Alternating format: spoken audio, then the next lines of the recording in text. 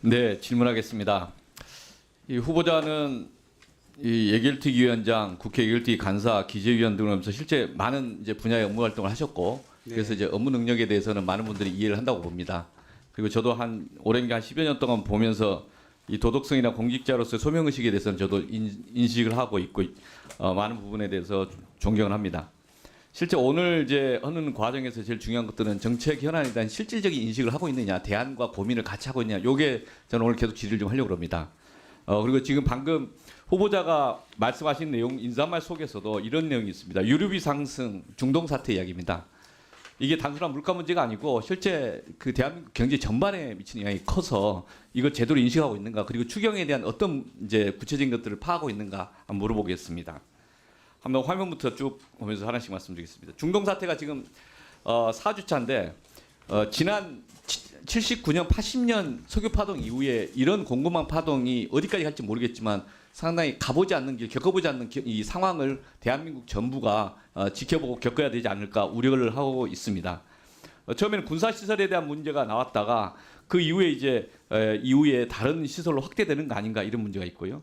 그래서 보면은 에너지와 관련해서 이스라엘이 먼저 공격을 했고, 그리고 나서 이란이 카타르 LNG 관련된 시설을 공격을 하면서 이게 군사 시설 또는 이제 정치적 성격에서 에너지에 관련된 공급망을 전반적으로 흔드는 상황으로 성격이 바뀌어 버렸습니다. 그리고 실제 이 호르무즈 해협의 교역량이 이 원유의 경우는 전 세계 34%, LNG는 20%니까 이와 관련된 대한민국에 직접적 영향을 주고 있는 거죠. 또 다음 보시면 제가 좀 독특한 것은 3, 4년 전에 러시아 우크라이나 전쟁을 할 때의 원유가 상승의 그 속도에 비해서 지금 중동 사태에서 발발하면서 원유가 이 배럴당 가격 상승 폭이 빠르다는 겁니다. 그러면 이것이 전체 우리 상황에 미치는 영향도 좀 충격적으로 다가올 거다, 이런 우려를 하고 있고요. 그리고 다음 페이지 보시면 특히 우리나라 이 석유화학 업계 전반적인 차질을 빚고 있습니다. 최근에 카타르에서 대한민국의 LNG 관련해서 불가항력을 이유로 해서 그 불가항력 선언 가능성이 있다라는 기사 본 적 있습니까? 네네. 예, 그 불가항력 선언하게 되면 이행을 안 해도 책임을 물을 수 없는 거죠. 그렇습니다. 그런데 최근에 여기서 화면으로 납다 가격이 인상되고 납다 분해 시설에 대해서 대한민국의 여러 기업들, 롯데케미칼, LG화학, 대한유화 등이 있는데 이 중에서 여천 NCC가 지난 4일 불가항력 선언을 이미 했고, 또 롯데케미칼, 하나솔루션, LG화학 등이 불가항력 선언 가능성을 그 자기 고객들에게 통지를 했답니다. 그러면 이것 자체가 전체 이 산업망에 영향을 미치는 게 또 파급 효과가 크겠죠. 그렇습니다. 다음 보시면 최근에 저희도 여러 가지 그 과정을 통해서 봤는데 산업연구원에서 각종 시나리오를 지금 분석을 하고 있습니다. 이란과 미국의 충돌 속에서 이 경제에 어떻게 미칠 거냐, 단기, 중기 또는 장기 이렇게 보는데, 장기적인 충격을 3개월 이상 충격을 받아서 구조적 변경이 일어나면은 유가가 150에서 180달러까지도 오를 수 있다.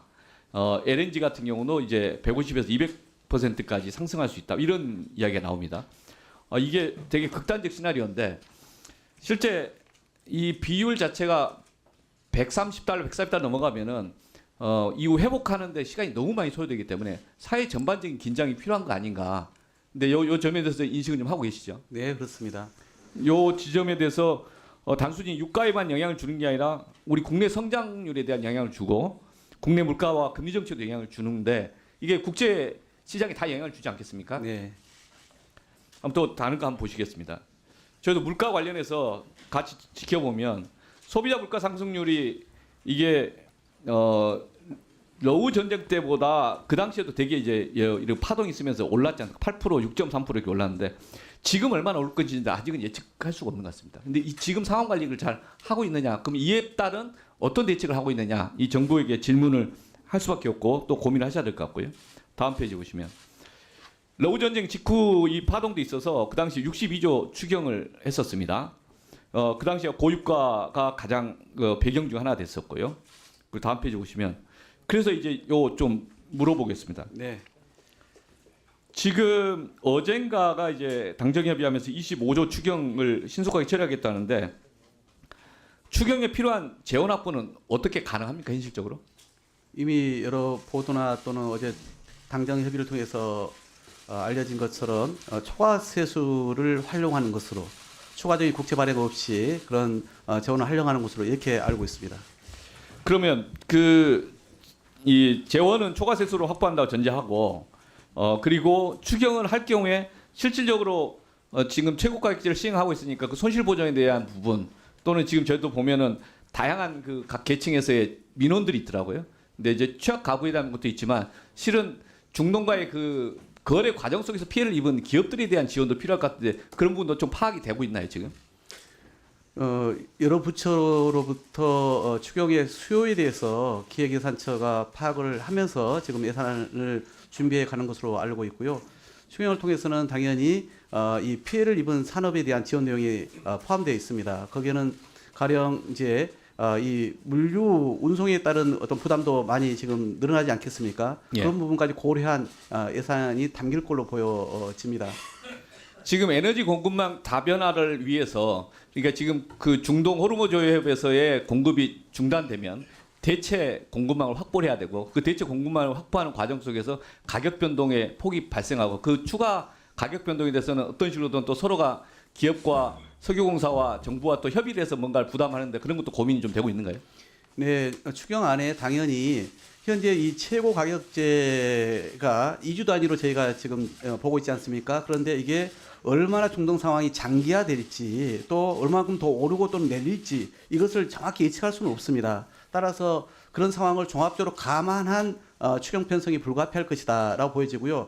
알다시피 정유사에 대해서 지금 정부의 안은 예를 들어서 어떤 적정 수익을 보장하는 방식이 아니라 원가의 손실에 대한 것을 보존하는 방식으로 이렇게 지금 정부가 좀 준비를 하고 있지 않습니까? 그래서 그런 만큼 이렇게 세밀하게 설계를 하고 있다는 말씀을 드리겠고 아까 말씀드린 이제 공급 안전망 관련해서는 납사와 관련해서도 이미 지난 3월 19일인가요? 며칠 전에 이제 지정 품목으로 지정하지 않았습니까? 거기에 따라서 추경에서도 향후에 그런 공급망 안정을 위해서라도 그런 이제 품목에 대한 부분이라든가 그걸 확보하기 위한 또는 이제 그 석유 비축과 관련된 것을 좀 더 추가하기 위한 것이라든가 또는 이제 이런 석유 등에 대해서 좀 더 이 경로를 다변화하기 위한 거라든가 이런 것들에 대한 노력들이 함께 담겨야 될 걸로 보여집니다.